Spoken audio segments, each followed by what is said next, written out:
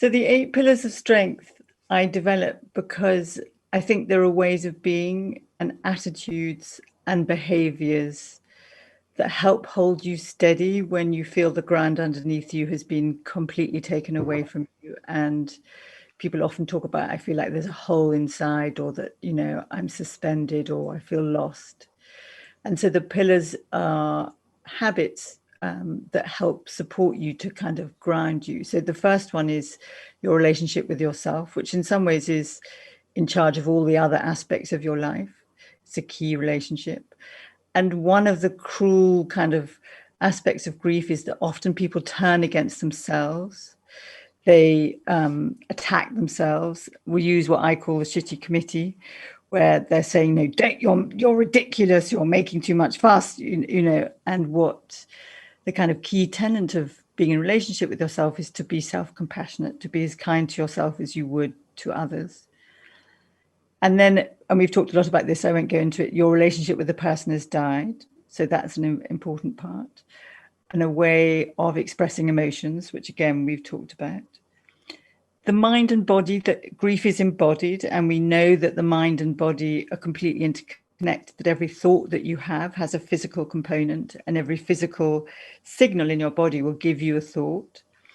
And that grief feels like fear, or it feels like terror, and that sends your whole system into sort of fourth gear on high alert. So anything that you do that can help balance your system and regulate your system allows you, it gives you some solace from the intensity of the pain, but also when you're on high alert, you can't really connect with yourself or other people. You know, everything goes offline, and you need the bonding oxytocin hormone to connect to other people, to feel their love and support. The single thing that matters most when you're grieving is the love and connection to others. And if you're constantly aroused, however much people are being lovely, you can't take it in. So I think that's really important. And basically it's regular exercise. Just like get your heart rate up, go outside. Recognizing your limits, that you can't do as much as you could do, you know, that you're recognizing that you have to have a good no.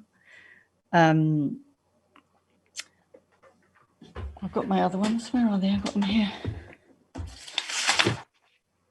Time, that your relationship with time is altered, that you often have a longing for the past, a fear of the future.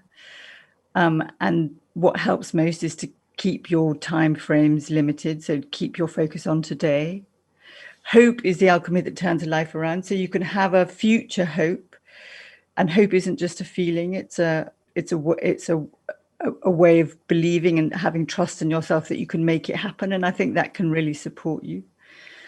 That you have structure, because you feel so chaotic when you're grieving. You feel so out of control. So having a very simple structure, not a police state, but a structure of when you exercise, when you connect with others, when you do your work, when you do your chores, that when you intentionally do things to calm you, that really helps.